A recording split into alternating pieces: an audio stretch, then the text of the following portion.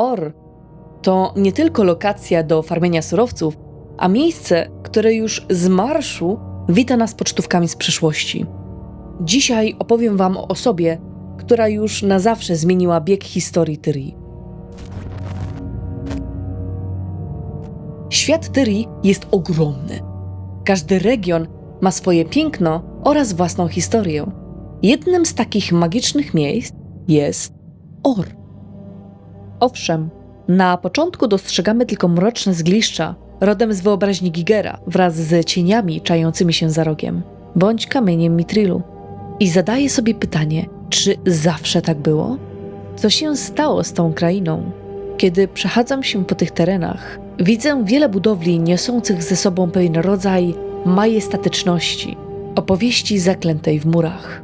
Opowieści, jak jeden człowiek był w stanie to wszystko zaprzepaścić. Dzisiaj właśnie o nim. Królestwo Or było pierwszym ludzkim królestwem na kontynencie. Maczali w tym palce zarówno ludzie, jak i bogowie, którzy sprzyjali Orjańczykom. A sama kraina była piękna, dumna, obfita w zasoby i świetlaną przyszłość. A tuż obok Arach, dające poczucie majestatyczności i spełnienia. Byli bardzo uduchowioną nacją. Po opuszczeniu przez bogów kontynentu dbali o pozostawione budowle i struktury w nadziei, że kiedyś wrócą stare, dobre czasy. Czasy, w których magia była na wyciągnięcie ręki, a niesamowite i niebywałe wydarzenia nie były niczym nadzwyczajnym. Był spokój, balans. Bo Orjańczycy byli spokojnymi ludźmi, trzymającymi się z dala od konfliktów i waśni. Lecz niestety, w momencie narastającego napięcia między gildiami nie udało się uniknąć rykoszetu przez mieszkańców Or, skutkiem czego musieli zacząć się bronić. Doszło do takiego momentu, że rozboje oraz walki przeniosły się na ulicę Arach i Or w zasadzie nie miało już wyboru. Musiało stanąć do walki o siebie i swoje święte miejsce. Wojny gildii to bardzo ważny element lore Guild Wars, o czym może wskazywać to, że gra nazywa się tak, a nie inaczej. Po formacji królestw Or, Askalonu i Kryty kwestią czasu było, aż powstanie jakiś konflikt. Podczas rośnięcia w siłę różnych nacji pojawiały się również organizacje, które po czasie przybrały tak mocno na sile, że stały się prawdziwą potęgą Tyrii. Oczywiście byli obok tego królowie, czy inne instytucje stanowiące prawo, ale w zestawieniu z takim zawodnikiem jak gildie niewiele mogli zrobić. Zwłaszcza w kontekście zmuszania tych organizacji do szanowania prawa i jego przestrzegania. Gildie im bardziej zyskiwały na sile, tym bardziej było im jej mało, co spowodowało, że powstały konflikt był zbyt duży dla królestw. Nastały wojny gildii. Po dekadach walk nastąpił przełom. Gdzie dwóch się bije, tam trzeci korzysta, a w tym wypadku czwarty gracz. Popielcy. Kryteńskie i askalońskie gildie musiały wrócić na swoje ziemie, aby odeprzeć najeźdźców, co dało pozorną chwilę wytchnienia, a mieszkańcy Or odetchnęli z ulgą. Niestety, nie dane im było zaznać chwili spokoju. Po upadku Askalonu popielcy skierowali swój wzrok i ekspansję na królestwo Or. Nim się zorientowano, przebili się bez najmniejszego problemu do granic Arach. Wszystko stało się tak szybko, że Or nawet nie dało rady obronić swojej własnej, świętej straży. Kiedy już prawie wszystko było przesądzone, a nadzieja na jakiekolwiek zwycięstwo była nikła, sięgnięto po broń ostateczną, przerażającą i obosieczną. Królewski doradca, widząc, co się dzieje, nie chciał za nic pozwolić na przejęcie Or przez agresorów. Wasza wysokość, piszę to wiedząc, że ten list nigdy nie dosięgnie twoich oczu. Od momentu, kiedy wstąpiłem na służbę, byłem ci wierny i oddany. Nigdy się nie zawahałem i nie zawaham. Mówię ci to, ponieważ możliwe, że możesz nie rozumieć, co zamierzam za chwilę zrobić. Należę do ciebie, ale też do... Pokazał mi, jak zakończyć tę wojnę, a cena jest wysoka.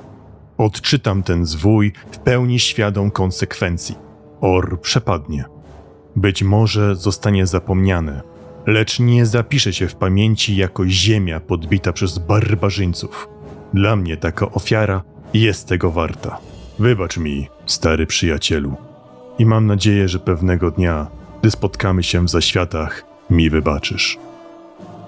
jeden zwój, kilka słów, błysk i zmieniło się wszystko. Teraz Or to wystające spod wody nawiedzone ruiny z mnóstwem udręczonych dusz i nieumarłych szukających ukojenia. Właśnie, jak jedna osoba była w stanie obrócić w pył całe królestwo? 2 słowa. Wezyr Kilbron. Urzędował na dworze za panowania króla Rezy i był tym, który spowodował jedno z największych wydarzeń w historii świata Tyrii. Kilbron był świadomy zagrożenia. Popielcy byli czymś, co zupełnie wywróciło stolik w wojnach gildii. Brutalne, waleczne, dzikie i nieokiełznane. Dążące do całkowitej dominacji rozumne bestie, pochodzące ze wschodniej części Dreszczogór. Za ich sprawą Askalon został obrócony w pył. Popielcy są rasą, której żywiołem jest wojna. Jest w nich głęboko zakorzeniona, wypełniająca ich co do kropli krwi. Podbijają, konkurują i poświęcają się walce. Wykorzystają wszystko. Każdy sposób będzie dobry, aby odnieść zwycięstwo nad wrogiem. Brak tu miejsca na zawahania czy okazywanie słabości lub sentymentów. Co nie znaczy oczywiście, że są pozbawieni jakichkolwiek pozytywnych cech. Potrafią opiekować się i być lojalni wobec swoich pobratymców i mają silny instynkt stadny. Pojawili się na kontynencie znacznie wcześniej niż ludzie. Kiedy bogowie byli w trakcie sprowadzania ludzi na kontynent, to oni nie próżnowali, a toczyli walki z zapomnianymi w gorejących grzbietach. A kiedy w końcu pojawili się ludzie, poszła za tym walka o terytorium. Popielcy zostali przegnani ze swoich ojczystych terenów, które później poznajemy jako Askalon. Ale to opowieść na inny czas. Warto nadmienić, że Popielcy znaleźli dla siebie bogów. Nowo odkryci bogowie przekazali Popielcom kocioł kataklizmu, umożliwiający im dalszą ekspansję oraz atak na królestwa ludzi, jak i od dawna pielęgnowaną zemstę.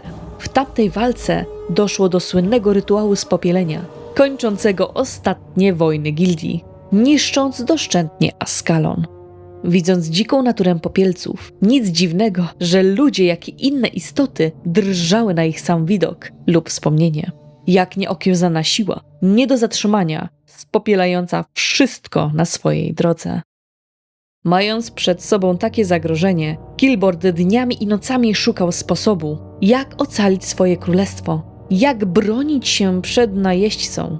Pewnego dnia doszły go słuchy, że potężne bóstwa obdarowały Popielców mocą, by mogły siać spustoszenie.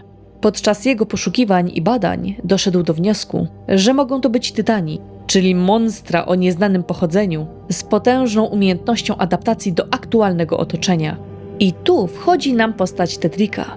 Podzielił się z wezyrem informacją o istnieniu ogromnej, pradawnej siły, która może być w stanie uratować krainę przed nadchodzącym niebezpieczeństwem.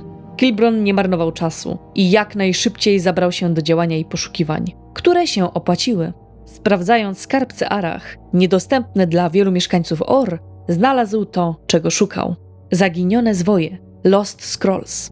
Teksty przesycone czarną, zakazaną magiczną energią, schowane przez starszych bogów głęboko pod Arach. Zagarnął je do swojej wieży i w trakcie szturmu Popielców na Or zebrał wszystkich mieszkańców i przedstawił, co zamierza. Ludzie na początku nie byli świadomi do końca tego, co się miało wydarzyć, ani tego, czego się później dowiadujemy, że wezyr stał się wyznawcą. A później było już za późno. Wezyr w swojej wieży przeczytał zaklęcie i nagle wszystko przestało mieć znaczenie. Od tego dnia Or zatonęło, znikając z map Tyrii na 148 lat, by powrócić wraz z Zajtanem. Kataklizm w Guild Wars był tym wydarzeniem, które pokazało, jak naprawdę krucha jest potęga jakiejkolwiek armii, gildii czy królestw i jak złudne jest przekonanie o pełnej kontroli nad własnym losem. Or, dawniej majestatyczne i potężne, stało się symbolem ceny, jaką trzeba zapłacić, gdy władza trafia w ręce kogoś, kto kieruje się pychą, lękiem lub źle rozumianym obowiązkiem.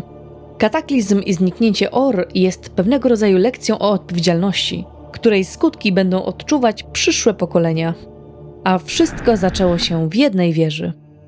A wy co myślicie? Czy gra była warta świeczki? Dajcie znać w komentarzach. A tymczasem, jeżeli zainteresowaliśmy was tym materiałem, to zapraszam serdecznie do poprzedniego odcinka, gdzie Dragon tłumaczy, dlaczego warto jeszcze zagrać w tę ponadczasową grę. Do zobaczenia.